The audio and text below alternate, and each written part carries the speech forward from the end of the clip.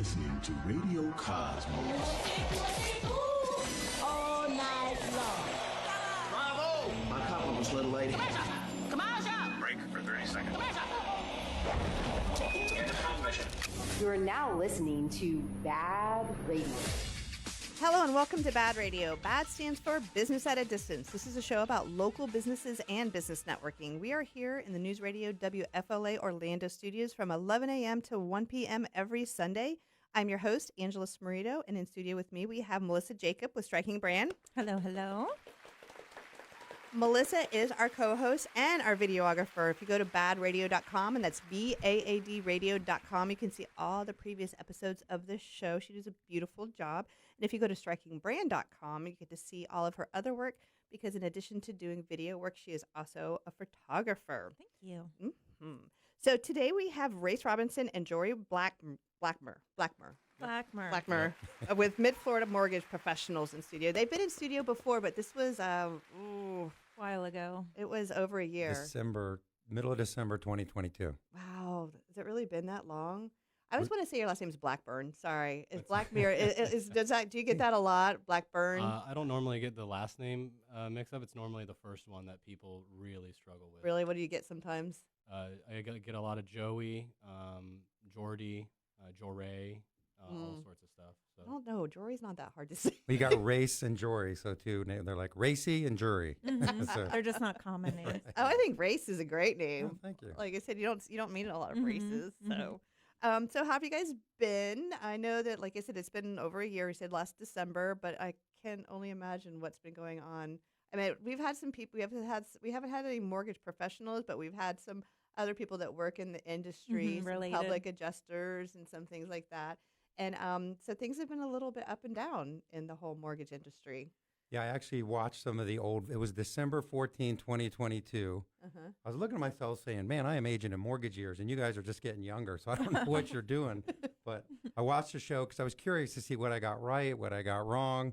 And a lot of things went the way I thought. A couple of things I was wrong about rates and stuff like that. So it's been an interesting year for sure. What were rates like in 2022 in December? So on the show, I had said, be careful when you make predictions that are online. Yeah, but it's kind of fun. You can check back and see. And it just shows you no one can predict the market. It's like a stockbroker saying like, oh, yeah, stock's definitely going up. Put all your money in. Remind me that where were we? Yeah. Like, because I remember for a while it was like crazy low. You had interest rates like in the 2s and the 3s. Yep. And then at one point it started to creep back up. And at that time, where were we? When we did this show, rates were creeping over 6%. Okay. And then I was talking about rates being down to 5 by the end of the year, which I definitely, did I get that wrong? Just a tad. Because they ended up going to, over 8%. Okay, so they've gone up. They went up from the show for sure when we did the show initially. And now they're coming back down. They are definitely coming down. Is that like a continued trend, or is that something that's going to hold steady for a while, you think? Is the downtrend, the downward, that is the trend you're asking about? Yes. It's, it's up and down. I mean, it all depends on what news comes out from the Fed. So, at the beginning of the year, we were pretty high up. We were probably high 7s, low 8s, and a lot of expectations were, hey, we're going to have a lot of cuts this year. And they started going down very drastically to the point where some very qualified buyers were getting like mid 6s. And then news came out at the early February that they're not going to cut as much, and they went right back up to high 7s. Okay. So. I really do. I mean, I know we have a lot to go through, but I really do want to understand what affects these. So, simply because I don't understand when you say cuts, I don't know what you mean by cuts, or, I want to know what is affecting mortgage rates for like the low lows and the high highs and everything in between. I mean, so there's the Fed, right? There's the Fed funds rate that they control. They influence where interest rates are going. The Fed. So Jerome Powell, the head, like a government agency, the Fed. Okay. So they're influencing rates. And basically, this is, an economist would say this is pretty basic, but the better things are, the higher they can keep rates. When things were crazy, like after COVID, why did they cut rates to, spur people buying? So the Fed is always trying to get in front of where they think inflation is at and some of these other things. And so they're driving rates one way or the other. They drove them up, and we met last time in 2022, I thought the Fed would let rates come back down, but they actually pushed them back up. Now they say rates will continue to fall, so they're definitely going to fall. The thing Jorey said, no one knows how fast. Nobody's predicting higher rates over the long term now. It's just how fast and when we say cut, they're now cutting this Fed funds rate, which allow, in a basic way, for interest rates to start to come down. And remember, buyers buy on payment. If we could buy Ferraris for $500, we'd have a parking lot of Ferraris out there. So. True. Weren't they bringing down interest rates because the property, like how much houses were costing, was going up? Did that have anything to do with why would they? That was actually, I mean, that's a great point to bring up. And ironically, the Fed had a meeting yesterday, and that was a question that was brought up by one of some representative. I can't remember which one, but basically what they said is that's none of their concern. So the thought process is that when rates go up, it would stop people from buying or at least slow it down pretty dramatically, and therefore less demand means lower pricing, right? I list my house in 2020 for $400,000. There's 40 people that want it. I get it sold for $475, but now I list my house for $400,000 and one person wants it or nobody wants it. I have to lower it. Right. You're not necessarily really seeing that in Florida, at least. You're seeing it in some other parts of the states where people are moving out of, or there's just less people in general. Right. But in Florida, you're not seeing that. And the Fed has distinctly said yesterday, Jerome Powell, the chairman, said to the question that essentially was just asked is that the pricing is none of really their concern. It's mainly about the economy and where they're going. I'm curious, though, is right now a good time? I mean, a good time to buy property? So I get this question probably a million times a month. It's an opinion. So one of the things I would say when we start talking about Fed and interest rates, it's impossible to time the market. So people, I think, ask the wrong question. The better question is, are you ready to buy a home right now?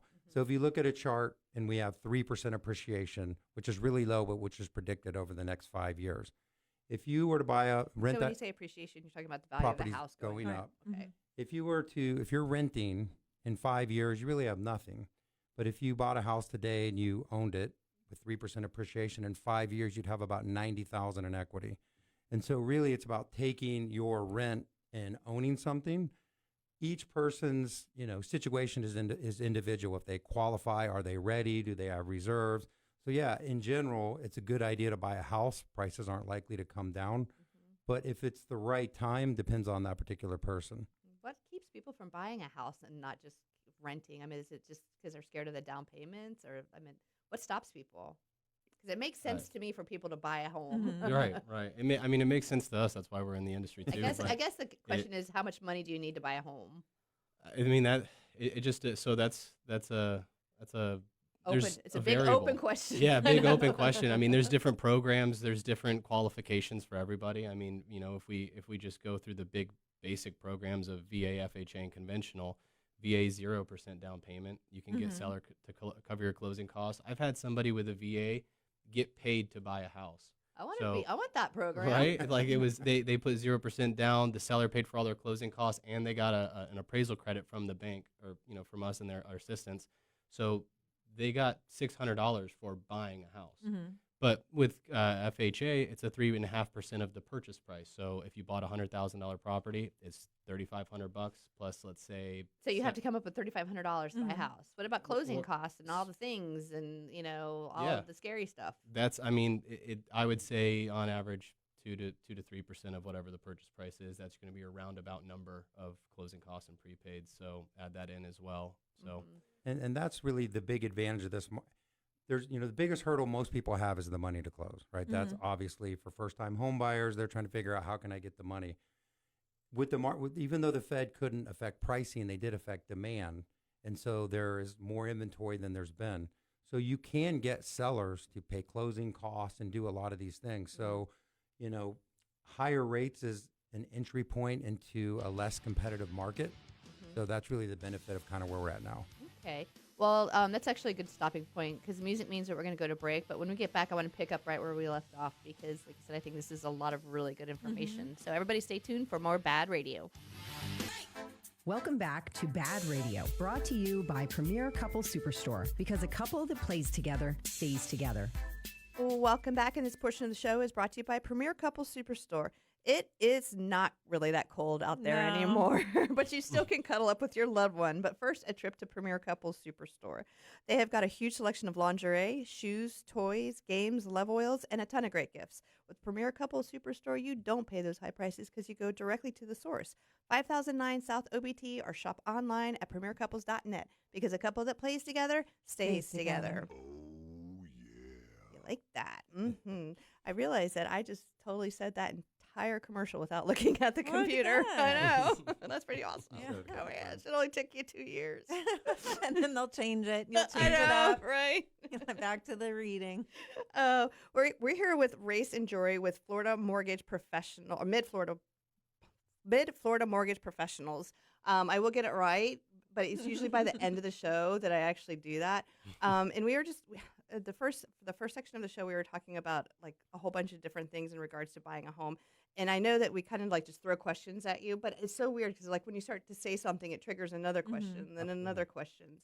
And so what we were talking about for is like what are the barriers for people buying a home? And I think that a lot of the mindset is not being able to have the money to close, right? And from what I understand, you're saying is that it's not as hard as it might be thought it is, right? You can get the buyer or the sellers to pay sometimes. I mean, a lot of it is just spending time with clients up front. That's one of the things that we do, like during the pre-approval process. Like there's a program out right now that, depending on what zip code where you live at now, and a lot of Orlando's would count for this, when you buy another house, you'll get a $5,000 grant towards your closing costs. You get a $500 towards your appraisal.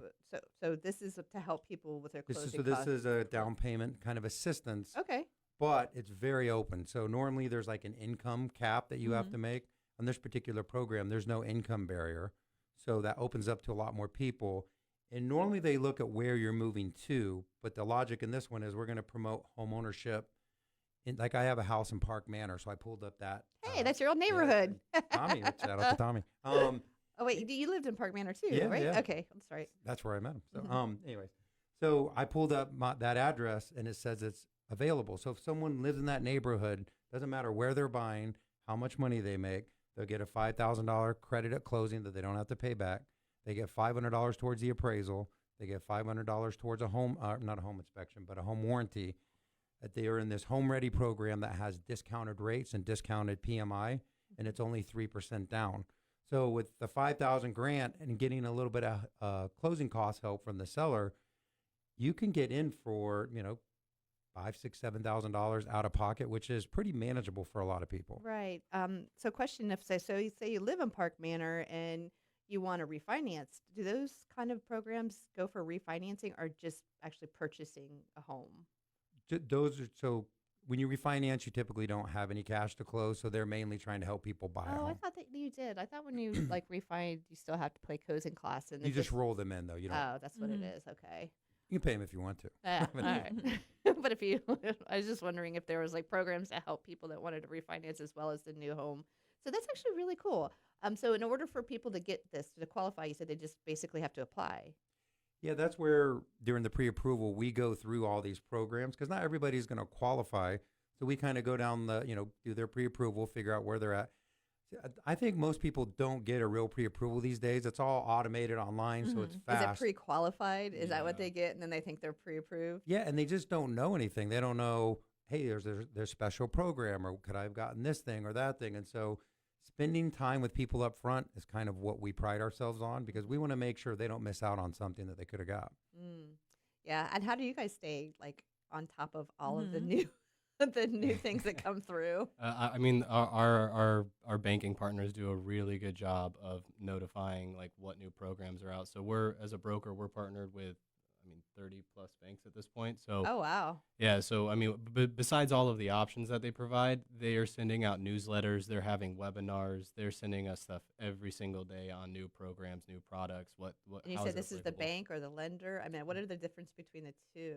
Yeah, so like as a broker, we're basically a middleman for the bank. I look at it as like instead of the bank paying somebody to do their marketing and getting them loans, they're paying us to do their marketing and send them qualified people. That makes sense. That makes sense. And so the bank is the banks that we work with are doing essentially those newsletters that send us out. What are these new programs? How are they applicable? How can they be applied to your clients? And that's when we just stay on top of it. Right, but a lender doesn't necessarily have to be a bank, does it? It can get confusing because there's banks, lenders, and brokers. And Okay. Bank of America, Wells Fargo. Lenders are people that are kind of loaning their own money. And then there's the broker where we work with lots of different banks. I've actually ran a brand. I've been involved in all of them over the last 20 plus years. The reason that we're a brokerage is because I want to work for the client, not the bank. And so I'm not attached to any particular lender or program. I can look at that borrower situation, look at the different loan programs that are out there and pair those up. Right. And so that's kind of what we do. I have a question that's completely different. Is why on earth does my mortgage get sold every 6 months to a year?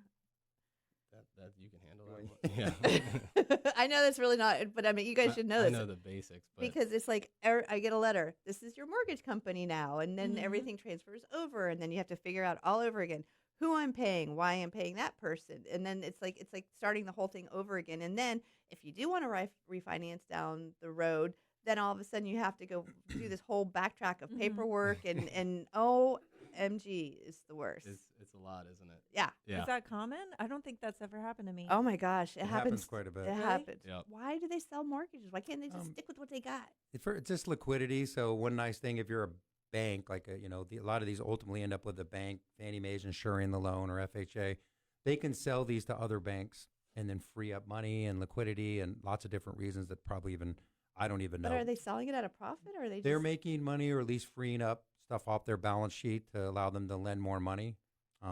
You can't stop them from doing it. So there's no such know. mortgage where you could say, hey, I don't want them.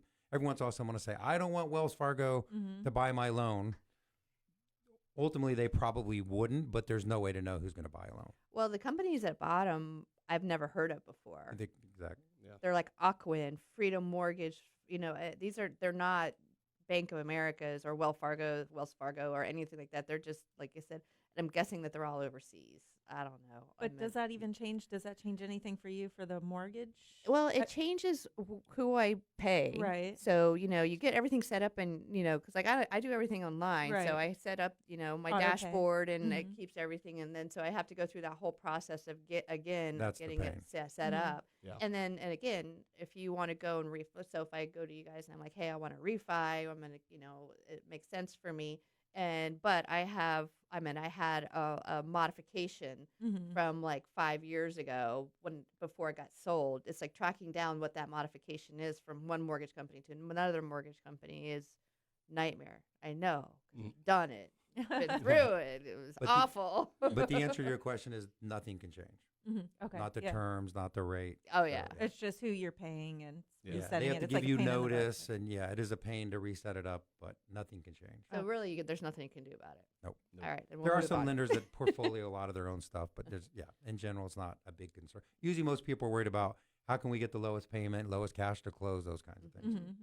Yeah. What about investments? Because I remember, it wasn't the 2008 bomb, but maybe it was then. Where like between 2004 and 2008, everybody was like buying investment property, and then all of a sudden everything went straight down. So right now, is it a good idea to buy investment property? You like my description there, didn't you? Yeah. How does that go again? More sound effects. That's kind of a bad market, I guess. So I deal with a lot of investment property. I own, short-term rentals. I own some Airbnbs. I own some commercial property. So I'm heavily involved in that part of the business as well. I would say investing is just like we were talking about home ownership, is there's no really good or bad time with investing. It's more about opportunity.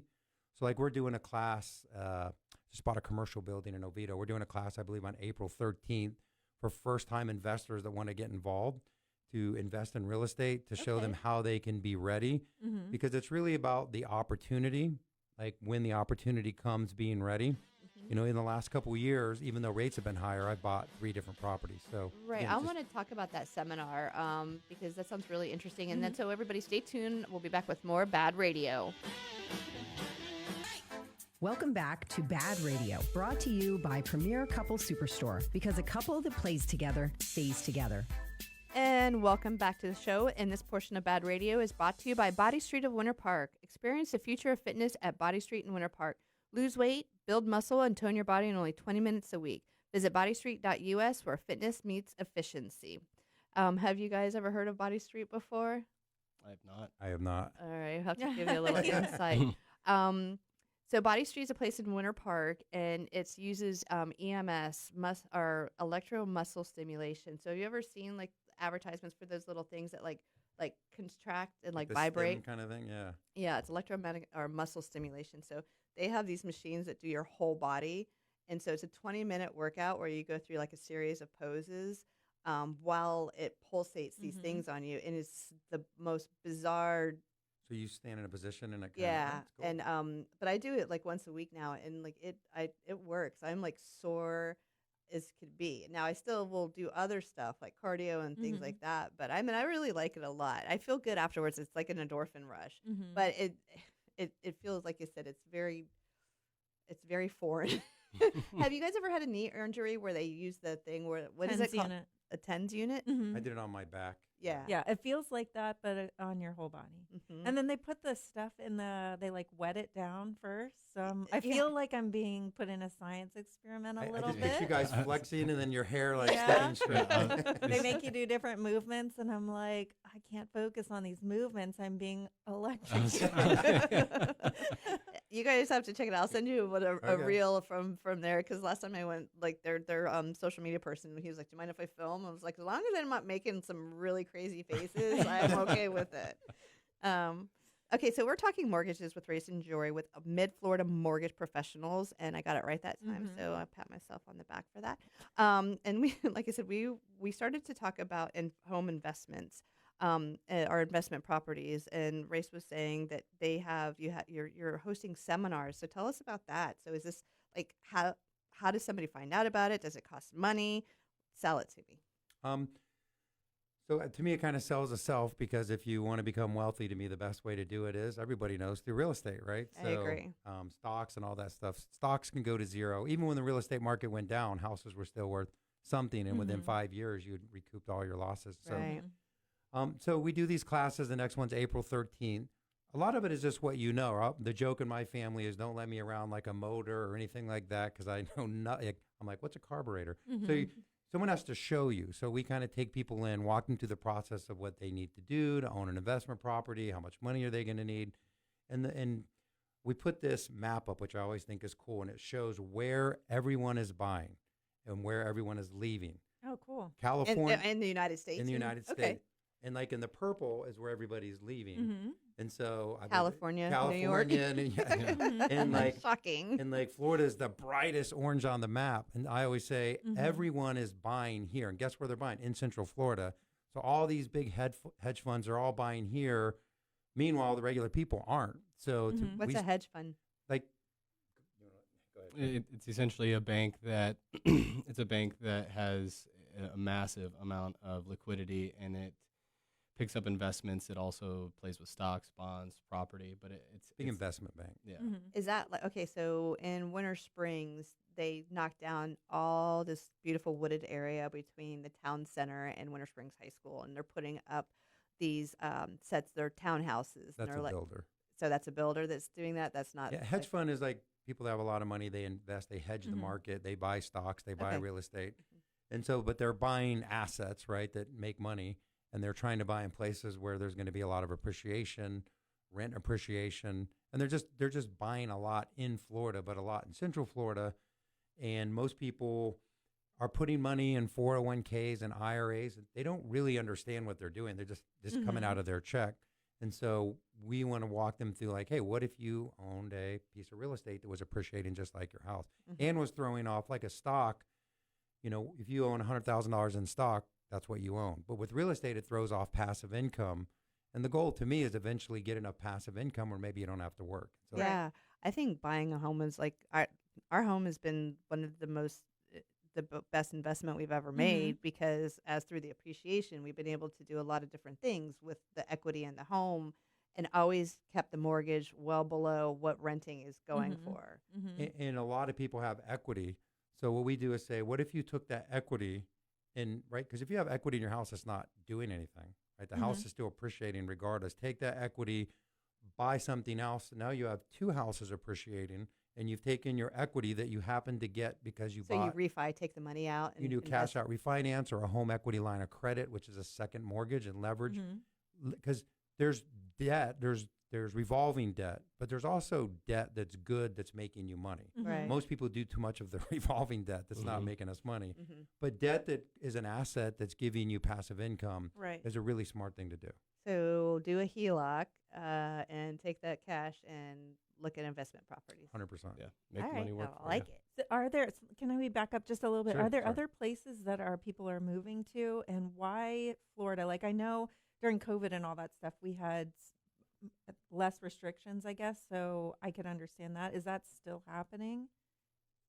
I mean, in Florida in general, I mean, a lot of the places people are moving from, they're moving from California is the best example, so I'll just use it. But Right. they have a state tax. Florida doesn't have a state tax. Right. If you also look at the map, Texas is super popular to be Right, moving to as well. No state tax. Yeah. So you're having a lot of companies move over. You're also Okay. having a lot of people move over. And it's not only is it just like the I guess you could say freedoms that come with the state that we live in, but I mean, as an example, just a good example would be New Jersey. We have a lot of people that are moving from up north down here. And one of the things that I complain about all the time, when I got in the industry back in 2016, I remember looking at tax bills and insurance policies. Insurances were around $2,000 annually. Taxes were around $2,500. Wow. I look at tax bills now and they're like 10 grand. Oh, and yeah. I look at insurance policies at 5 grand. But these people that are moving from New Jersey and New York, they look at that and they're like, that's all it is. Right. So they have $500,000, $600,000, $700,000 houses as well, but their tax bills are $27,000. Their insurance Right. policies are 15 grand. Wow. So yeah, I mean, that's some of the reason why people are moving to Florida is just more affordable. And Florida is attracting business, right? So the big thing is New York and some of those places, businesses are fleeing from there. So Florida, you have the weather, no state tax, and it's becoming a very prosperous state. And so that's why people lead with their emotions, like, oh, housing prices need to come down. But they're not going to come down because Florida is in such demand. There's not a lot of inventory. Even now, we're only at 4 months of inventory. So as rates fall, that is just going to push more people back into the market. And we just happen to live in a state where there's more people that want to live here than we have inventory. But I see developments go up all the time. I mean, everywhere, especially, I mean, if you're going down 417, you see developments up and down that area.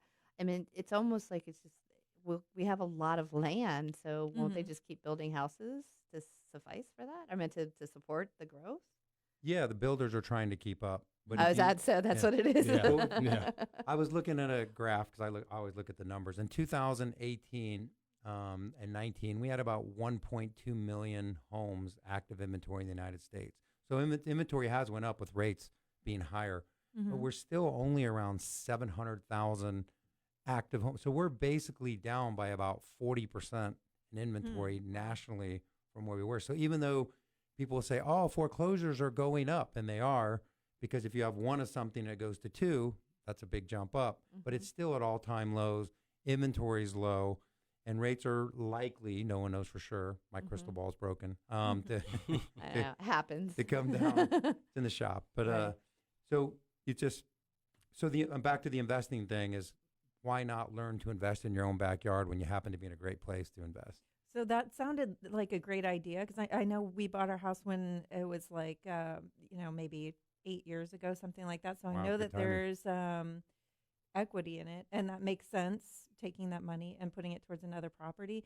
I don't know a lot about mortgages. I just, for some reason, have felt like having a second mortgage or refinancing could be a bad thing. So where is that coming from? I mean, no one likes to be in debt, right? So there's being responsible with your money, which that is a responsible thing to be worried about, just taking your equity and like going on a cruise with it or something. But investing is a different thing. So learning more about it is the first step. Come to our class. All right. Well, we're going to leave on that note, but I do want to pick it up right there because it's a very important subject. So stay tuned for more BaaD Radio. Welcome back to BaaD Radio, brought to you by Premier Couple Superstore, because a couple that plays together stays together. Welcome back, and this portion of the show is brought to you by Ground Up Property Services. Do you know what your sprinkler system did last night? Probably not. So it's a good time to get your irrigation system serviced by Ground Up Property Services today. And be sure to ask Rick Hall with Ground Up about a water sensor too, so your lawn doesn't get too much water. And don't forget about the lawn painting service. If you are planning an outdoor event and you want to hide those brown spots on the lawn, call 407-468-4295 or visit groundupinc.net. Yeah, Ground Up. That's kind of cool. Yeah, I mean it's totally eco-friendly, but yeah, if you like are doing an outdoor event and you have like brown spots and things like that, he can just go and paint it.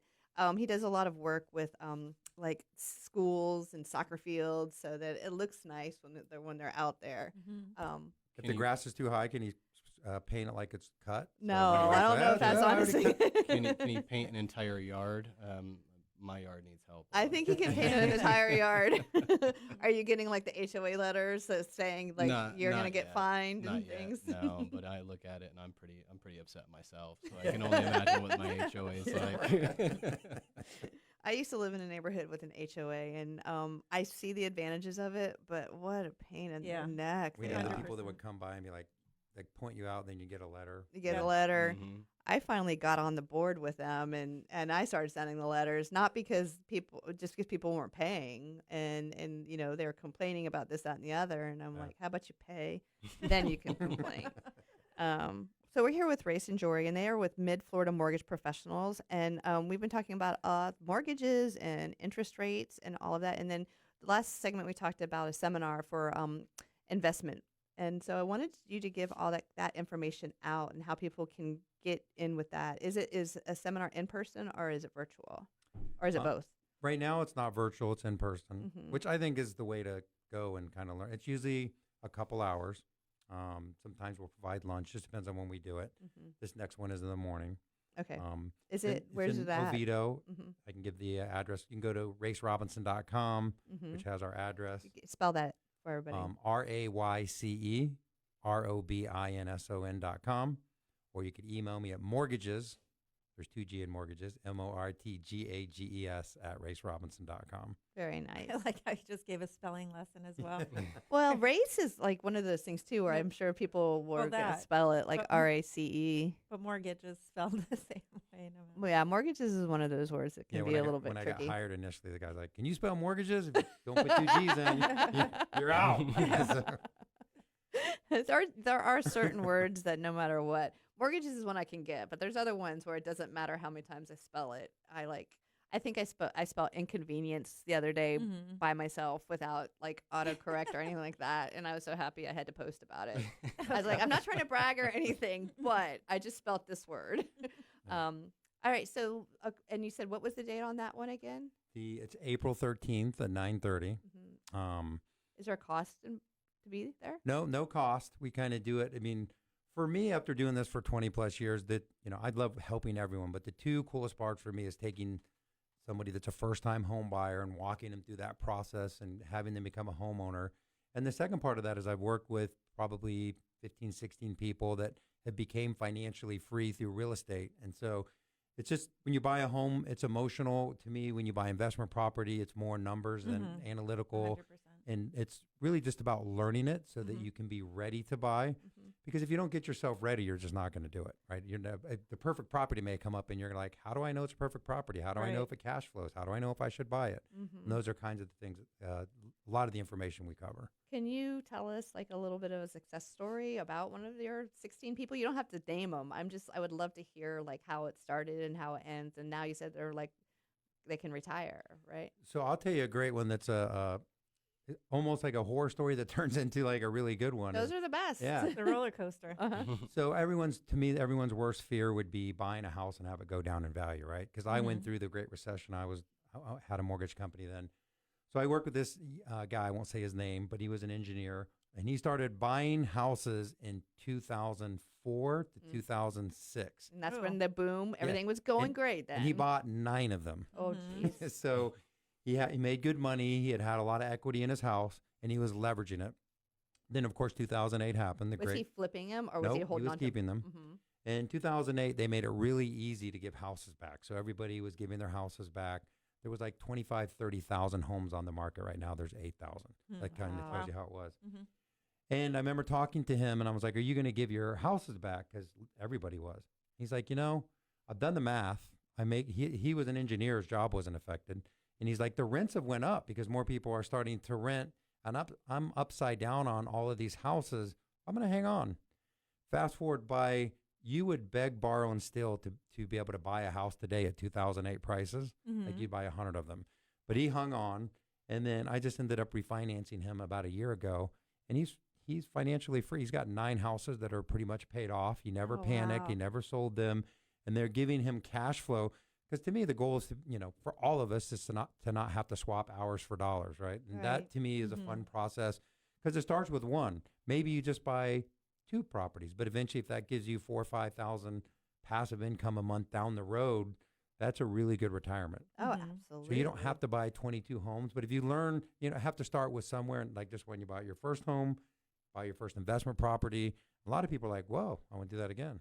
So curious though, does he hire like a property management company to manage those when they were all rentals? Because that's where I get hung up. I'm like, sometimes I have a hard time I'm like, okay, I need to pay the mortgage now. Could you imagine having 9 mortgages that you need to pay and remembering to do all the things that have, because like you said, owning a home is, it could be a little time consuming to make sure. And then you have like the maintenance on the house. There's just a million things that go into being a homeowner. Usually the property manager, like how you're well, saying. I'm going to say, do you recommend that people use a property management company, or did he try to wing it on his own? He started on his own and then moved them over. So the key is when we do the class, we talk about, we don't want you to buy what I call an alligator, meaning a property that because of what you can rent it for and the payment is actually taking cash flow.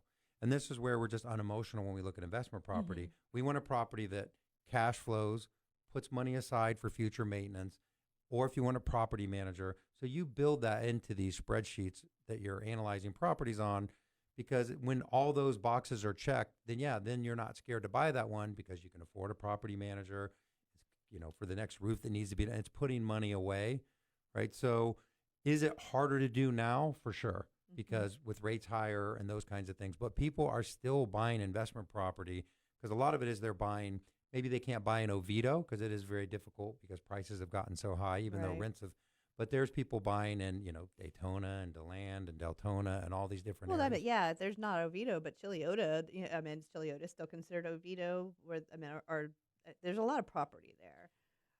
There's a lot of property, and if once you kind of understand the numbers, then you're less attached to necessarily where it's at and more what kind of cash flow it's going to give you. Gotcha. I just know that, like I mentioned, those townhouses before, they're small. I can't imagine they're more than 1,200 square feet, and they're going for like $400,000 in Winter Springs. It's crazy. That is crazy. But they're starting at the 400s. I'm like, it's like the size of it's not big. Right. It's pretty nuts. But people buy them, and I don't know. It is what it is. I'm just thinking about the traffic in that area, and I'm like not too happy about it. Because you're around there. Yeah. Well, Oviedo is so landlocked. My office is in Oviedo. I live in Chiliota. My wife works in Winter Park. There's no fast way other than helicopter to go from Oviedo to Winter Park. Oh, you got Mitchell Hammock, right? Yeah, it's just I hate that road. I hate that road with a passion. It's like you used to live right off Mitchell Hammock, right? Or do you still? No, the same area, but I go through Mitchell Hammock all the time, and there's like one specific section that's always like way backed up, no matter what. I go to Froggers and Oviedo there because I do work with them, and I'm just like, every time I'm like, I don't want to do it. Yep, you can't go around 5 o'clock. Don't do it. You'll want to like drive into the wall. Oh, goodness. So, like I said, there's so many different things that go into buying investment. Does traffic even get brought up? Like, does it even matter? Probably not investment properties. More for primary, that would be like if you can want to deal with the traffic. Right. I don't know. Like you said, there's so many things that I don't even think of. Like when I'm thinking about buying a home, I just know that I love our home, and I feel like super, super happy that we were able to get in that area, especially now. Yeah. But when we get back, like I said, we have another whole hour of BaaD Radio, so stay tuned because we're going to talk more mortgages. You're listening to Radio Cosmos. All night long. Bravo! My compliments, little lady. Come on, Joe. Break for 30 seconds. You are now listening to BaaD Radio. Welcome back as we launch into the second hour of BaaD Radio. I'm going to run through all the regular info for those of you who might have just joined us. I am Angela Smarito, your host, and we've got our co-host and videographer, Melissa Jacob. Hello, hello. And her business is called Striking Brand. And if you go to baadradio.com, you can see all the previous episodes of the show. And I always like to spell that. That's BAAD Radio, because that stands for Business at a Distance. And if you go to her website, which is strikingbrand.com, you can see all of her other work as well as being a videographer. She is a photographer. So we have the gentleman from Mid-Florida Mortgage Professionals in Rayce and Jorey, and we've been spending the whole hour talking about mortgages, interest rates, all that jazz, and now we're going to continue that conversation. And so earlier in the show, we started to talk a little bit about getting pre-approved versus all. So there's pre-approved and there's pre-qualified, and there.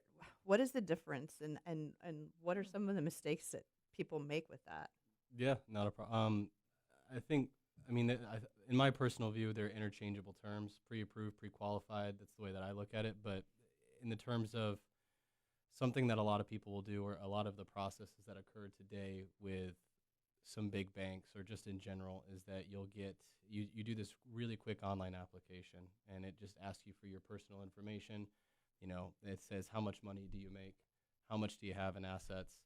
Don't prove anything to me, but just tell me. And then it will spit out a generic number, and then that individual will go and qualify or go look for houses without really having any background. So will it actually say you're qualified to buy a $400,000 home? Right. You could tell me, Angela, you could say, I make X, Y, and Z per year, and I have this much in the bank, and I did no verification. There's no hard credit inquiry or anything. There might be like a harder credit inquiry, but there's no verification how much you actually make, how much you actually have in the bank, what you're doing. So, but it will pull your credit. And so that's what a lot of the processes for these bigger banks will occur. But the process of truly getting pre-approved is doing an online application, sitting down with a loan officer such as ourselves, and talking about what your qualifications are. But then not only doing that, talking about it, but backing it up. Show me those pay stubs. Show me your show me your tax returns. Show me your bank statements, because an individual could make $100,000 a year, but you could be two individuals could make $100,000 a year. One's on salary and one's commission, but that commission employee may be only doing it for a year, and that may not qualify. And you just putting that on paper and not backing it up with anything, that could lead you to a disaster. Whereas you follow through and you get all the information submitted, that's a true pre-approval, and that's a true way to get qualified for a mortgage. Yeah, I've always been a commission-based salesperson, so I've always had to work a little bit harder to prove my income. Where Tommy is a salaried, and it's Makes it easier. Yeah, well, like I said, they're more likely to approve him for stuff than me, even because his is steady. You know what I mean? Like, I could be like way up here and he's here, but his is steady, and so they look at that as more reliable than what I'm doing over here. Right. Yeah, and see, our approach is, I feel like everybody deserves either the opportunity to buy a home or a plan. And so that's kind of how we pursue it. Because look, when you get excited about buying a home, you're not like, let's go call our mortgage person. You want to call the realtor. You want to go look at houses excited, for sure. But we're the money, right? Show me the money. This is kind of what we do. And it's sometimes not the fun part, right? Going through all the numbers and everything. But I feel like if we spend the time up front, and this is where I think we set ourselves apart. When I first started, I realized a lot of these people were doing these fast pre-qualifications. There's really not money in pre-approving someone. It takes a lot of time, energy, and effort. It costs us some money to pull credit and do all these things. Probably 70% of the people we talk to either end up not buying a home because maybe they don't find one. Right. They don't qualify.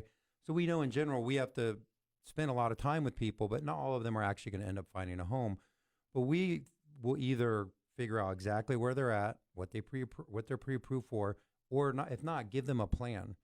So hey, maybe you can't buy for 6 months. Right. But based off of credit or whatever, you're like, we got to clean this up. Do you work with them on that? For sure. We there's credit repair companies. Most of those are scams, but we work with a couple that I think are really, really good.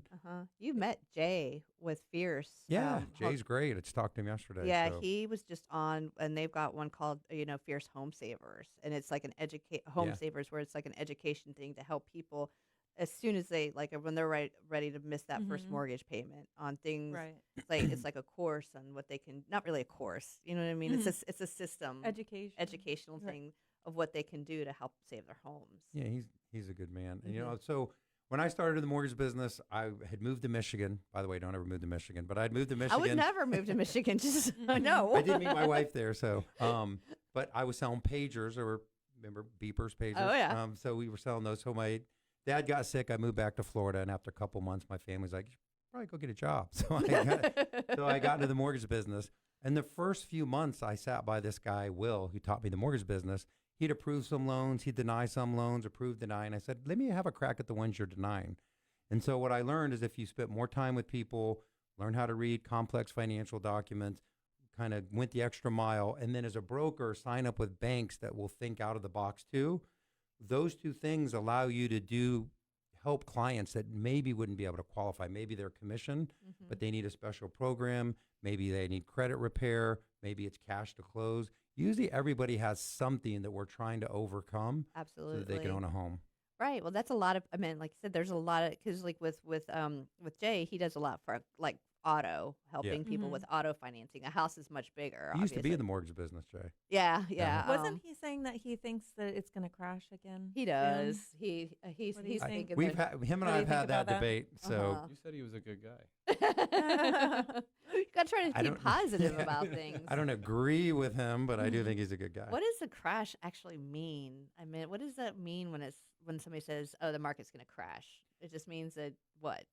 So I always call them the Crash Brothers, who've been talking about the market crashing for the last, because the market did crash in 2008, right? A crash is defined by people saying when prices go down by more than 30%. And the same debate I would have with Jay or anyone would be, if you can show me where the excess inventory will come from. So right now, 80% of the market, 78% of the market have rates, if you own a home, under 5%. And they have a ton of equity. So nobody's in financial trouble like they were in 2008, where everybody was doing 100% financing. So when I have this conversation, because I have a YouTube channel where I cover a lot of this, people will give me comments. I'm like, tell me where the excess inventory is going to come from, and I'll agree the prices could crash. Because we just had some of the highest rates. Transactions fell by about 40% because of the higher rates. And guess what houses did? They appreciated. So not as much, and it was pretty flat. Right. But if rates fall, which is probably going to happen over the next year or two, what's going to happen? It's going to push more people in the market. So again, my crystal ball is still broken. So could there be this surplus of inventory? For sure. And that's what would have to happen. The answer to your question is we'd have to get enough inventory to get prices to fall. Right. Yeah, we don't see that happening. What's that? Really having a huge inventory come out of nowhere. Well, I mean, like I said, they're building houses left and right. So. Because they can't get, literally, if you go to those new home places, their inventory is soaked up like that. So they're builders. So they're all pre-sold before they're built? Because builders right now are offering, builders are kind of a counter to us because they have their own lenders and stuff like that. But they are offering a lot of incentives for people to buy. So you guys mostly just sell like pre-existing houses then? Yeah, builders have kind of their own in-house. Really? So I didn't realize that. Me either. Smaller builders, like we work with some smaller builders, but like the Miranda Homes or the big builders, they're going to probably have that all in-house. I went to a housing development that's way out past Winter Garden, and it was supposed to be like the next Windermere area, and it went again. No. They were beautiful homes, don't get me wrong, but nothing happened with them out there. I can't do it. I don't know that. Me either, and I'm not going to try. No, it's just there's a ton of model homes out there, and like I said, it was is on a golf course, and it was supposed to be the big new thing, but it just didn't happen, and that was because of 2008. So, all right, well, we're going to continue with this conversation after break, so stay tuned for more BaaD Radio. Welcome back to BaaD Radio, brought to you by Premier Couple Superstore, because a couple that plays together stays together. Welcome back, and this portion of the show is brought to you by Frogger's Grill and Bar. Looking for a place to go with friends or meet new ones? Then you're looking for Frogger's Grill and Bar. With daily specials and amazing kid menus and sports, and more sports, there is something for everyone. And don't miss out on Frogger's amazing menu where everything is fresh, never frozen. With 4 great locations, there is bound to be one near you. Oviedo, Mount Dora, Apopka, and Altamont Springs. Frogger's. Hop in with food and fun. Did you get that one from memory? That'll be the next one. No, that one's hard. That'll be the next one. Right. No, and actually, you guys, it's well, like we're recording, but a couple of things that just got brought up with Frogger's is on Thursdays in the Oviedo and the Altamont location. It's free adult games, and when somebody first said that to me, I was like, "What kind of adult games?" And I was like, "What?" But it's like free pool, free darts. They have this tee-off game, but again, they only have them in Altamont and Oviedo. I didn't know that. But they're free. So When? if on Thursday nights. Oh, okay. Yeah. And they have some other good games. They like those games that you sit at the bar and you like gamble. I would see people at those for hours. They've redone their place too. It's a lot nicer. It looks really good. Well, the Oviedo location, they huge investment. The whole thing is renovated from the floors to the bathrooms, the whole 9 yards. And that Publix in that area is about to open back up. You guys are in the Oviedo area, and that's going to help the business. So one of the things that I'm working with Frogger's is helping build like the party business. So like booking spirit nights and events and things like that, because that's really what's going to make a big difference for them out there. Because rent's gone up. It's more expensive. Like sales aren't bad, but the cost of everything has gone up. And so, they really need that. They need that community support to make that area work. But again, Frogger's is great. They renovated Apopka too. And I know I'm part of Mount Dora. And the Altamont Springs is pretty new. It got redone in 2015. What was it called before that? You know where the one is in Altamont? I want to say it was like called Mugshots before or something like that. But yeah, look, guys in there shaking his head. All right. So we're talking about mortgages and like I said, there's so much information, and we were talking about the qualifications, like to get pre-qualified or because you know what I think about what I equate it with is credit cards. You get those credit card statements in the mail, and some of them said you're pre-approved and some of them say you're pre-qualified. Now, if you're pre-qualified, you could still get declined for that credit card if you apply. And I mean, that's kind of the same scenario, right? I mean, to me, a real pre-approval is when you get done, you should know how much you qualify for, what kind of rates and stuff you qualify for. Are there any special programs? How much money that you need? Because remember, it's always funny when I'm pre-approving someone. I'm like, how much do you want to keep your payment around? And they'll say, $2,700. Like if they tell me anything higher, I'm gonna push them into a higher payment. But the thing is, then they go out looking and they find a house they love, and they're like, oh my God, this is the one. And they need to know you wanted $2,700. This one's $3,300. Right? Can you buy it $3,300? So to me, it's information is power. Like we're doing a first-time home buyer seminar on June 1st, and again, like with investment property. When you're in a conversation where a bunch of people are asking questions that it lets you they're going to ask questions that you had. It makes you more confident that when you're ready to buy, that you've known, what you need to do. And so we do that in the seminar. We bring them through that process. And when we pre-approve them, when someone's out there looking, they're confident. They know how much money they're going to need, what they qualify for. Even when they put their offer in, it's still fairly competitive. So we will call the listing agent. That's the person that's selling the house. Sure. And let them know that client is completely pre-approved. We have all their documents. They're ready to go and they can close. And that'll go a long way if they're, competing offers to help them get their offer accepted. What are some of the major mistakes first-time home buyers make? Waiting too long. Waiting too long to get approved? Waiting too long to get pre-approved. Yeah, so a lot of times what you'll see is somebody that gets with a real estate agent. They go out house hunting. They've been on Zillow, and they're like, I fell in love with this X, Y, and Z purchase price. And then they want to put in an offer, and they're like, we're putting in an offer today. We just started talking, you and I just started talking today. We got to get you all the way pre-approved, ready to go. So how long does that process take? It's a case by case basis, but it's really dependent on how motivated the individual is. We could send somebody an application and it takes them 4 days to do it. You could send somebody an application, it takes them 15 minutes to do it, and they submit all their documentation real quick, and we're on top of it because our main goal is to match the motivation and and where they're at with what they're trying to accomplish. I like that. Match the motivation. So they move quick, you move quick. Yeah, and because it doesn't help if you're like, this is my dream home. My wife, my husband, my kids fell in love with it, and we're like, we'll get back to you in like 5 days. You know what I mean? So you match the energy that they're throwing off, and you get it done as quickly as possible. So I've done pre-approvals in a day, like from the beginning of the day to the end. So and you get all the information out, then what do you do? Like just send it off to the pre-approval gods? I mean, who has to like who has to do the actual I want to know where pre-approving? those are at. Submits it to ChatGPT. That's exactly. We actually have a pigeon that we tie the document to, Nice. and we just It would send be an owl, and okay? it- An owl. a wise. There's a wise falcon, owl. I think. Yeah, but I mean, the The pre-approval bank process is we review it ourselves. We're all qualified. We have our licenses, and our personal process, or at least something that I do, is I review the entire thing myself, and then I send it to one of our partners or one of our team members, and I send notes. I say, hey, I've reviewed this entire file. These are the things you're going to see. These are what the client has said they wanted, and these are their motivations. This is why they're moving. This is what they want.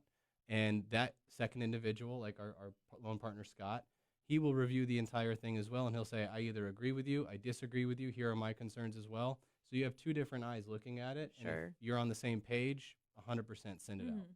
And you joke about ChatGPT, but there is a lot of automation. So we actually have DU, like automated underwriting through FHA, VA, Fannie Mae. So when we put this file together, we actually can run it through the system that actually lets us know this loan is pre-approved. So we actually don't guess. We know we can do this loan because it's fully approved up front, like we're talking about the difference between a pre-qual and a pre-approval. And I mean, we partner with a lot of agents, locally that we work with, and it's not uncommon for them to call and say, hey, can you call Angie to get her pre-approved? Sure. When's she looking to buy a house? This evening, she's going to go look at Oh, a house. right. I know. It's just, Honestly, that would be me too. Ask Tommy. It's like, I'll be like, I think I want to do this. Okay, now. And he'll always be like, come on, you gotta think about this a little bit. I thank God for him though, or like we would have, like I'm impulse. He's completely the opposite. Sit back, process it, think about it, do your due diligence. So I've had to learn a lot of patience over the years with those types of purchases. I was surfing the other day, and everyone was talking about Tommy. So shout out to Tom. We were thinking about you at the beach. No, he's doing good. We're waving at him.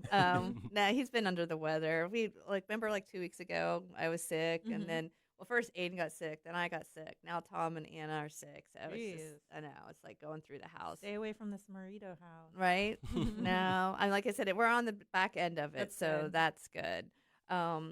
So do you think AI and chat will actually make a difference in the whole mortgage industry?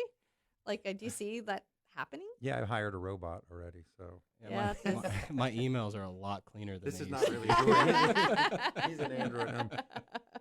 No, it's for sure. I mean, already it's changing things quite a bit because with automation, it can take things off of your plate that, analyzing documents and bringing things. You ever been to a store where the cash register's broken and someone can't make change and they're panicking? Because yes, I have. So when the market slowed down and all of a sudden loan officers are trying to come work for us, I realized that people had really gotten too reliant on some of this technology because they really can't read. So everyone on my team has to know how to manually calculate things called debt ratios and things like that, because the automation is good. It can shortcut the time, but it can't do the things yet that a human being can do. So it definitely can make life easier, faster if someone's trying to get pre-approved. But we keep the human part into that because, to me, the pre-approval process is a conversation. Yeah. In my opinion, like I said, the AI stuff is great, but it still has to have a human touch. Like I was telling somebody earlier, is I can spot AI graphics a mile away, and I can read things, and I'll be like, that's AI generated. Now, again, I'm in the industry to do that, so I understand it. So, but I still think that it can't replace humans at all. You're an AI expert. AI expert. I'm working on it. So, all right. Well, we're gonna go to break, and when we get back, we're gonna have more BaaD Radio. So stay tuned. Welcome back to BaaD Radio, brought to you by Premier Couple Superstore, because a couple that plays together stays together. Welcome back, and this portion of the show is brought to you by Liberty Property Inspections. Your home is one of your most important investments, so don't trust it to just anyone. libertypropertyinspections.net, helping you protect your investment. You guys got caught with your headphones off. I know. First time, I think. I was doing the same thing. I was like, oh. You're like, put these wait, on real music's playing. So we're here with Mid-Florida mortgage professionals, and we've talked a lot about the mortgage industry. And we even talked as far as like, AI and ChatGPT and how that plays part of the industry. But what we didn't really talk about is how you guys got started. So let's just rewind and talk about how you guys initially got started in the market. Because you talked about moving to Michigan, and then you talked about moving back here. So you started in the industry, but now you own a building, and that's pretty impressive in my book. Yeah, I always like to say I came here, became a loan officer, started running that company, ran a branch, opened up a company. Then 2008 happened. Then I started over as a loan officer. Yeah, let's talk about time frames. Yeah. I did it twice. So, yeah. Oh, yeah? Because 2008, I did start over completely. How did you make ends meet during that time? It was a rough time. I mean, people talk about market crashes, and I'm like, no one's actually ever been through a market crash like 2008. So it was tough. The market contracted, so there were so many homes, so many choices. In hindsight, it was one of the best times to buy ever, right, after 2008. Mm-hmm. Just like everybody, figured out a way to get through it, stayed in the business, and then things really, Did you dabble in any other businesses? Didn't you open a tattoo salon at one point? Yeah, I did open a tattoo studio. I did a pager store, had a pool service. Every time you say pager, quick pager story is I used to work out at Disney, and I was a manager, and I had to have a pager. And the little twerps that work for me loved to text or page dirty words to me on that they could spell upside down, on my little pager. I could go through. Oh, fun, like we're 12. Yes. And I would be Cool. I'm like, you are going to get yourself fired. I don't, you know what I mean? Seriously. But anyway, that was my pager story. Fun. Yeah, the tattoo studio was fun, but I'm no longer an owner. I never did get a tattoo. So. He's a tattoo Jorey owner did. that didn't have We got a a couple. tattoo. Funny story, though, not to get too in the weeds, but I was spinning around in the chair of the guy that's the artist, and he's like, we have a problem. I'm like, what's that? He goes, anyone that sits in that chair gets a tattoo. And I'm like, I'm not getting one. He's like, okay. So he draws a little, picture of a wave. He's like, you're going to give me one. I'm like, Oh, have you no. seen me? I go, I'm not giving you one. He's Did like, no, you? you're going to give me one, and you're going to do it on my ankle. Okay. He's like, 2 instructions. When you put the my gun gosh. in the ink, don't push too hard, or the ink will go everywhere. And 2, it's my ankle. Don't push too hard there, it hurts. I've got like- 2 ankle tattoos, full ankle tattoos, and it does hurt. So I'm Did you really tattoo the guy? I grabbed the pen, and I'm like, this is a bad idea. You sure you want this? Were you He's like, shaking? all the tattoos on my body mean something. You help me. He had went through a rough time, and I helped him get started again.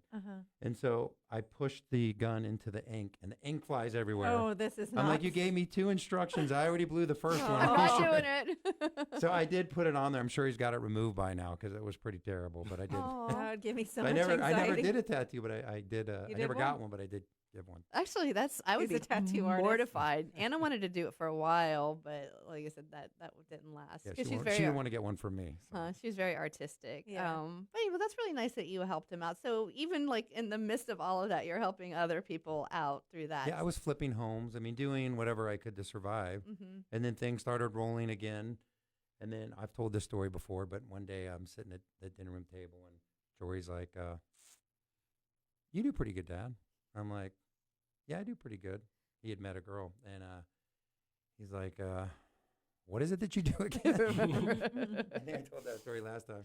And I think you said it. You're like, I think it has to do with credit cards, or it was. Well, I thought the process was like a credit card. Right. It was just like, hey, I want a house. And he's like, there you go. So he joined, and I do want to say this. I know I'm a little biased, but I've taught a lot. I used to be a mortgage coach teaching new people to get in the mortgage business. I've taught a lot of people, been around a lot of people. The way that you've approached the business is just amazing. I'm so proud of you. Like, I've never seen anyone grow as much as you and do as much as you. So, I'm just proud of you. I appreciate that. Oh, you guys are gonna Sorry. make me cry. I want to say that. But he joined, and then he kind of took off. He learned. He became a loan partner and learned the business, and really took off from there. And then people say don't work with family, but for me, it's been amazing. Well, I like you said, yes, very it's invaluable that you have the opportunity to do that, but it's even better that you're holding your own in that capacity. Because I think lots of times kids don't really appreciate what's being taught to them. But I also think that, like I said, the stuff that you're learning is so hands on that it's so like my whole point is that people can go to college and get a 4-year degree in business or whatever it is, but that is the type of real world experience that's going to make you successful at the end of the day. Yeah. I have like a weird mixed feeling about learning a trade versus getting a college education. Like in the real world, the best case scenario is to do both. I always tell the kids, have something to hang your hat on, but I meant like there's always going to be people that are going to need to buy houses, and there's always going to need to be people that understand how that 100%. works. So I look at that as a trade, like our trade, like that's a profession. And learning it like real hand. Can you go to school to like learn how to do what you're doing right now? Or I know you can get certifications. Yeah, it's certifications. There's not like a bachelor's degree or an AA in lending. I mean, ironically, there is a bachelor's degree in real estate, which I found out through a friend of mine, but not in lending. It's all it's just I can't even remember how many hours the course is, but it's quite a few hours. It's not anything crazy, but then you take a test and most people just get told, all right, go out there and find business, make business. Look, I was fortunate enough to have a lot of guidance from my dad, so I was able to navigate things a lot easier. But no, there's no actual degree for it. Right. And then they don't teach classes on how to deal with people. No, that's a learned thing or a natural That's thing. called you need to be a waiter or waitress. Yeah. Right. I was At a least waiter. once. It's 100% true. Yeah, I was a bartender for a while. Oh, but That's where you get that education. I think that makes a huge difference in how businesses do regarding like where they start, how they maintain, and then like I said, what sets you guys apart. So let's talk about that for a little bit. Like I said, when it comes to realtors, it's like you could throw a rock and you're going to hit 10. Is that the way it is with mortgage professionals? Yeah, I would say. So I would say real estate and mortgages are very similar in the sense that there's a lot of real estate agents. There's not a lot of great ones, right? So when you meet a really good agent, you're like, they stand apart because the barrier of entry is so much lower than other industries. Over the years, financially, I've seen more people making more money as real estate agents and mortgage people, insurance people than any other industry. Right. But so many people can get in there. Why is it so sexy to become a realtor? Is it because you sell 2 houses and you've made $20,000 and you're like, wow, this is it? That and people watch like Sell It like Sarant or something like that, and they're like, oh my gosh, I could go be selling $50 million condos, and it's a big appeal for people. They don't realize the amount of effort that it really takes. I look at the longevity of a realtor. How long have you been doing it? Have you been selling through the thick and thin of things? That's a good way to look at it, because I think real estate's the same way. You can literally get go to class and get your license really easy. But the realtors that have been around for a while, they've learned, right? They know how to read contracts, negotiate properties, and the really good ones are really, really helpful. And so they stand out. You can tell when you meet a good agent right away. Oh, yeah. What are your best referral partners giving referrals and getting? We're fortunate because we've been in business for so long. We get a lot of. We didn't get to that. How long has that been? I'm like just loading the questions up because I'm not letting you answer. So Right. sorry about that. I've been in the business for 20 plus years, Right. In one way or another. But Mid-Florida Mortgage Professionals, how long has it been? There's been 2 iterations of it, one before 2008. Okay, so that's a long time. And then I ran a branch, and then we kind of went back to Mid-Florida Mortgage Professionals again. So we partner with some smaller builders. We try to look at it as we're all trying to help each other be successful. So the real estate agents I work with, I bought this office in downtown Oviedo. We do classes with them. We're trying to learn with them at the same time to grow our businesses together. All right. Well, we're going to run to break. And when we get back, we're going to wrap up today's show. And we're really going to talk about what sets you guys apart. So everybody stay tuned for more BaaD Radio. Welcome back to BaaD Radio, brought to you by Premier Couple Superstore, because a couple that plays together stays together. Welcome back. I want to give a huge thank you to our sponsor, Bolts Legal. Fear no storm with boltslegal.com. Crazy Muscle Nutrition, located on 436 in Castleberry. Balance Bodywork in Lake Mary, Derek Brantley is ready to help take your pain away. Forge IT Consulting, providing a fully outsourced IT department with a personal touch for small business. ForgeITConsulting.com. All right, so we're with our last segment, and we are with the gentleman with Mid-Florida Mortgage Professionals. And before we jump back in there, I want to give a little testimonial for Derek Brantley. Tom went and saw him. He had like pain back here. Back pain. Yep. And it was like a side kind of thing. And one visit, I think he was there for 15 minutes, and he's all better now. He's cured. Derek is one of our sponsors, and the hardest thing he said to his clientele is kind of like pouring water through. They come once, he fixes them, and then they're gone again. So, like having to turn his, his clientele is hard. He's not like a chiropractor where people come back and get adjusted. He does like deep tissue kind of thing. Yeah. So, but yeah. So, thank you, Derek, for fixing Tommy. A blessing and a curse to be so good. Yeah, it's a different technique. He learned it in Canada, but he's been on a couple of times. If you guys ever have aches or pains that are chronic or even acute, I'll send you to him. He's in Lake Mary. Oh, definitely. But like I said, the testimonials are huge. Right. So, all right. So we're at the last segment of the show, and this is where you guys just get to really sell the heck out of your business. Freestyle. What really sets you guys apart? I mean, if you think about it, I know we talked about it as like realtors are a dime a dozen. Is it the same with mortgage brokers? I mean, like I said, this is your time to shine. Yeah, definitely. So, I mean, I think it could be easily said that there's mortgage brokers or loan officers that are a dime a dozen as well. I think something that really sets us apart, I could easily say it's the attention. I could easily say it's the conversations. I could easily say that it's the minute details. But I think one of the things that our team cohesively does is we separate perception from perspective. So okay, explain that a little bit. I like the way that sounds. Yeah, so like the perception of you could be in the industry forever and you become jaded from your own perception, right? You can easily overlook things. You can say, I take things for granted. But if you separate yourself from that perception and you look at the perspective of who you're working with, they may be the first-time home buyer, they may be grandmother that's downsizing, they may be divorcee, whatever the situation is. And I think all of our team members, myself, my dad, everybody at our team, does a phenomenal job at separating what they utilize their intelligence and their knowledge of their craft, but I also think that they put themselves in that person's shoes to say, let's make sure that this goes as best as it possibly can to ensure that this is the absolute best process somebody has. And that permeates a lot of what we do. Okay, I think that's one of the big things. Yeah, that's pretty good. I'll have to take that. The perspective. Yeah, I would just add to that because that's pretty much dead on, is that, there are a lot of lenders, just like every industry. I would say what we try to do different is we don't have like 100-person team. Everyone that's been with me has been with me for a while. They're very experienced. I always say there's the army of lenders, but we're the special forces. We're the ones you call in when you need to get the job done. And, to me, what sets us apart, you were talking about ChatGPT and all that stuff, but that's the reality of the world that we live in. Everyone Googles or looks up everything. And I feel like the internet is a good place to research, but you also get a lot of bad information because people. I'd say Dr. Google. I don't. Everybody likes to Dr. Google, and I'm like, you're gonna die. That's what it's gonna tell you. Yeah, like olive oil.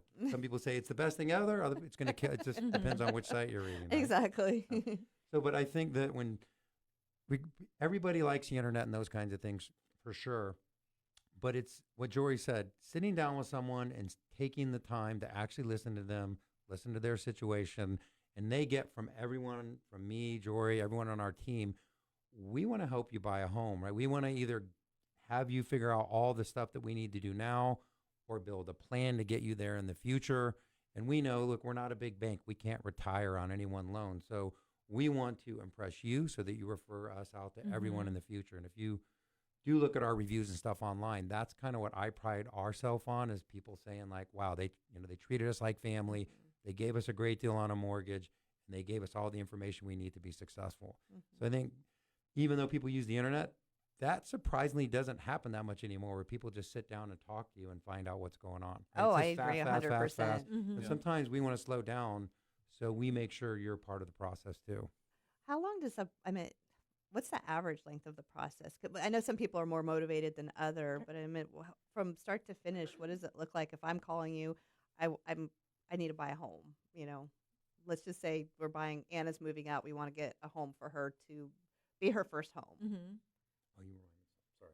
Oh no, you're good. I mean, from like start to finish to when the house is closed. Yeah. I'd say like 45 days in total. It takes about 30 days or less to close, but on average, if the house hunt itself, it doesn't normally take too long. So pre-approval can take a couple of days. House hunting can take a week, week and a half, but closing itself, maximum 30 days. And how many people are involved in the process? There's a realtor. There's you guys. There's title companies. So how do they all work together? We don't. I'm just joking. You're on your own. Yeah. So the way that the process itself works is that on our team we all have our roles. Do they come to the realtor first? But they should come to you first, or They should. Okay. Yeah, they should. But that's how. But one of the questions you asked earlier is your referrals, and that's where we get our clients from, is from the real estate partners that we've built those relationships so with. the realtor solicits get that. They're not pre-qualified. They say, hey, come talk to my talk team to my here.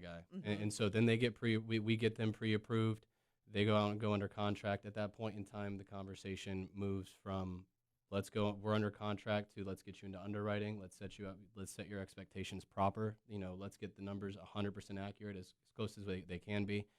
And then title and our team works together. They coordinate. Do you have appraisal. specific title companies you work with? I mean, is that your call, or is that something that the realtor does? Usually the seller is going to dictate that. I mean, it is about basically a team, like good real estate agents, because that is where most people start, kind of build a team. You can use whatever lender, use whatever insurance, but, just like when you buy any product, you're looking for good advice. And so realtors help you build there's a team, right? A good insurance person, good lender, good title company, all of those things, the realtor and the team is going to know. So you don't have to know all that to buy a house. Right. You're going to get that. I did have a mortgage tip, though, that you made me think of. So this is one people could take advantage of. I was thinking about this because you were talking about the investment seminar that we're doing. So one of the coolest things you can do with your kids, other than sending them to college and helping them, is if you're looking to partner with a family member, we're going to do this with my 20-year-old. One really cool thing to do is they can buy a primary residence, and you can co-sign them as a non-occupying co-borrower. They can buy an investment property, or for them a primary, for 3% down, which on an investment property you usually need 20 or 25% down. So there's a really cool way to help them buy a home, but then partner with them also to also own a property with them. And so when they're buying it as their primary, it allows you to get lower rates, lower all these things. So it is a really cool way to help your kids and also get involved in buying another piece of property. Yeah. No, I think that's fantastic. So, all right. So what do you guys see for the next couple of years? I mean, how do you want to grow? Is it more with the investment side or the individual people, or kind of like a combination of both? Combination of both. For us, we've never been, someone that hires 1 million people. We very selective on who we let on the team. But yeah, grow incrementally. The market is starting to pick back up. More people are getting back in the market. And so kind of just grow with that. I bought this building. If you're in, it's beautiful too. In Oviedo, so many people went remote during COVID and all that. So we created a place for them to work. There's coffee. A lot of them don't even have a place to meet with people. So we opened that up during the day, where local agents can come and use the building. Well, we're actually wrapping up, so give everybody that address. 235 South Central Avenue in Oviedo, Florida. And then give all your contact information too. So Instagram is at Rayce Home Loans. And you can just Google Rayce Robinson. There's not that many Races, Rayce, and all of my information comes up. The website is racerobinson.com. Awesome. You want to give your contact real quick?